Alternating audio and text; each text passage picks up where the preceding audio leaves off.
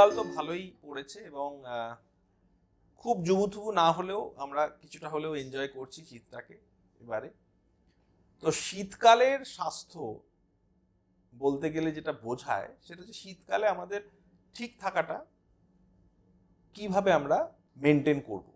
তো তার মধ্যে যেটা প্রাথমিক যেটা আমরা বলি, যেটা আমাদের যারা আইসিইউতে কাজ করি সেক্ষেত্রে আমরা সবসময় দেখি এই সময়টাতে হিউমিডিটিটা অনেকটা কম থাকে এবং বাতাসে দূষণ এবং পোলেন এগুলো থাকার জন্য অনেক বেশি হাইপার রিয়াক্টিভ এয়ারওয়ে ডিজিজগুলো বেড়ে যায়। অ্যাজমা, সিওপিডি, নিউমোনিয়া এই ধরনের রোগগুলো কিন্তু অনেক বেশি হয়।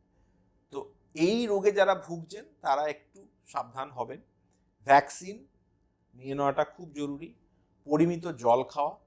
ইনহেলার যারা ইউজ করছেন তারা হয়তো ডোজ বাড়াতে হতে পারে, অথবা ডাক্তারবাবুর সঙ্গে একবার অন্তত এই শীত পড়ার আগে কিংবা শীতের সময় ভিজিট করিয়ে নেবেন যে আপনার ওষুধগুলো ঠিক আছে কিনা, না আপনি ঠিক আছেন কিনা।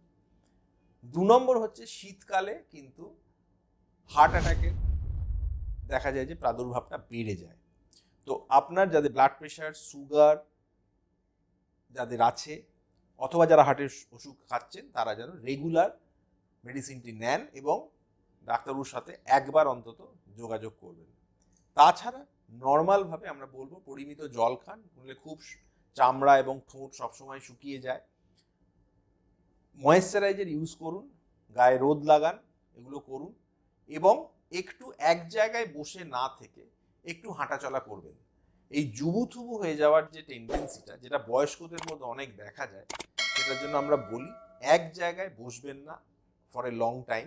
একটু হাঁটাচলা, একটু বাড়ির মধ্যে হাঁটাচলা, একটু ছাদে গেলেন কি একটু বাড়ির মধ্যেই বাগানের মধ্যে একটু হাঁটলেন, এগুলো কিন্তু অত্যন্ত জরুরি শীতকালীন স্বাস্থ্য ঠিক রাখার জন্য।